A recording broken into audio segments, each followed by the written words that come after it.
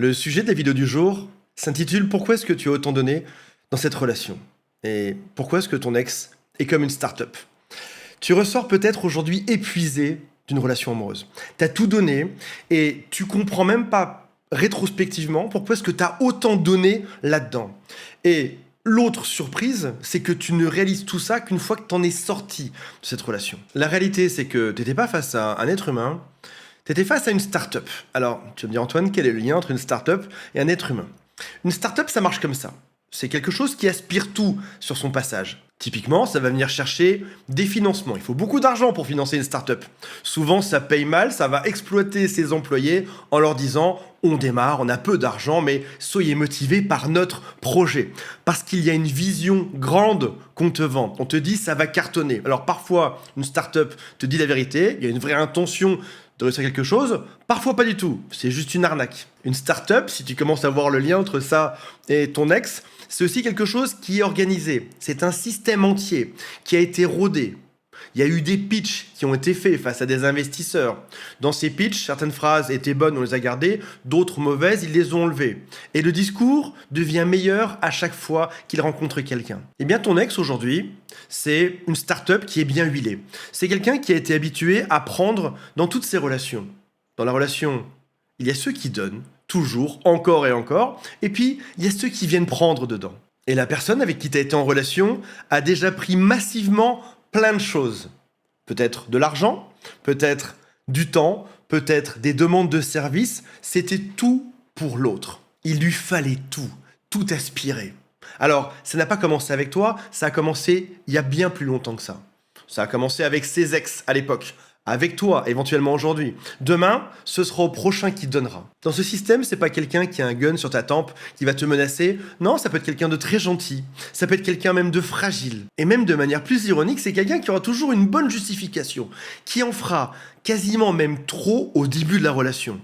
Il va te dire: moi, en tant qu'homme, je pense qu'il faut être fidèle. C'est pas ce qu'il fera par la suite. Moi, en tant que femme, je prône le fait que les femmes soient dans leur féminité et qu'on s'amuse. C'est pas du tout ce qui va se passer. Mais il y a beaucoup de grandes phrases au début. Et puis une fois que la relation va démarrer, tu auras ensuite, au fil du temps, de plus en plus de phrases de demande. Peux-tu m'aider à faire ceci? J'ai du mal avec ça. Alors à chaque fois que cette personne prône quelque chose, ça reste théorique, c'est pour les autres.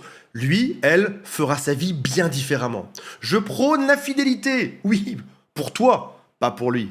Je prône le fait d'aider toujours les autres. Oui, c'est pour toi qu'il prône ça. Lui n'est absolument pas concerné par ça. Et tout ce qu'il prône, il va le répéter, tu sais, c'est un peu comme cette personne qui va louer une maison et qui va dire au propriétaire: vous inquiétez pas, j'ai l'argent.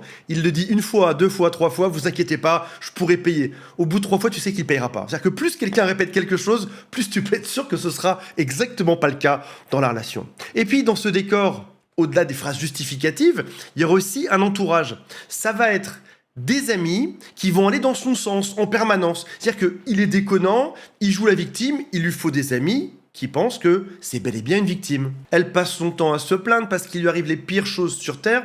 Tous ses amis seront castés, choisis, comme dans un film au cinéma, comme dans une pièce de théâtre, pour croire à ça. Mais avec le temps, il va se passer autre chose. Ton entourage va changer aussi, ou votre entourage. Il y a certains de tes amis qui ne l'arrangent pas. C'est-à-dire que dans son décor, dans son histoire, tout doit aller à elle, mais si jamais tu as un copain qui dit l'inverse ou qui te met en garde, ça n'ira pas. Ce copain-là, il doit dégager. Je te propose plutôt que tu sois ami, et là on te refait ta garde-robe d'amis avec lui ou elle. Bien évidemment, des personnes qui pensent comme ton ex. Mais alors pourquoi est-ce que tu n'as rien vu là-dedans? Qu'on se mette d'accord, tu es probablement une personne qui est intelligente, tu regardes déjà des vidéos sur la psychologie, le dev perso, la sociologie, tu as vu des vidéos, tu as lu beaucoup de livres, et il y a 3 raisons qui font que on est complètement aveugle à ce qui se passe réellement. La toute première, c'est que ce discours, on l'a vu tout à l'heure, enfin un tout petit rappel, ce discours, il est bien rodé. Alors oui, bien évidemment, après coup, maintenant peut-être, si tu repenses à tout ceci, il t'avait tout avoué dès le début. Il t'avait avoué qu'il profitait un peu des gens, qu'il se comportait mal. Il t'a donné des indices, des signaux faibles. Mais ces quelques signaux faibles qui ont craquelé le masque, laissant entreapercevoir la vraie personne qu'il est, a vite été rattrapé. C'est caché massivement par un discours moralisateur qui a été répété depuis des années. Très moraliseur, voire même trop moraliseur en réalité.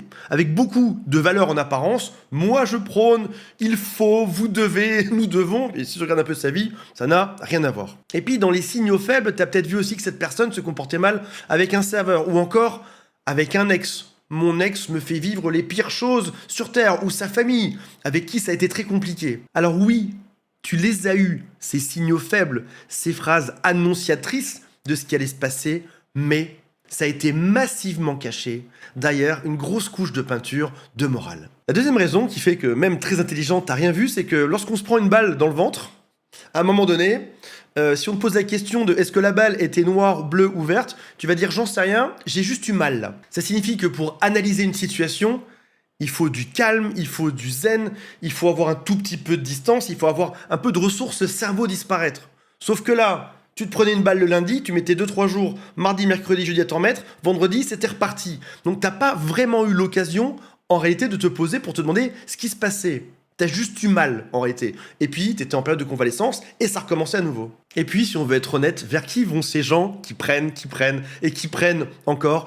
Ils vont aller, bien évidemment, vers ceux qui donnent. Et là, ça parle de toi. Pour qu'une danse se fasse à merveille, il faut 2 danseurs. Et probablement que tu as aussi eu ton rôle là-dedans. Attention, hein, pas de manière volontaire, mais tu as peut-être été bien entraîné par tes parents à de l'amour conditionnel. On ne m'aimera que si je suis sage. On ne m'aimera que si je donne. Par défaut, je ne suis pas aimable. Je dois donner encore et toujours. Et c'est comme ça qu'on m'aimera. Cette personne qui prend tout va passer près de toi, va dire tiens, toi, tu remplis la fiche technique. J'avais une fiche de poste pour ce rôle dans mon film, dans ma start-up.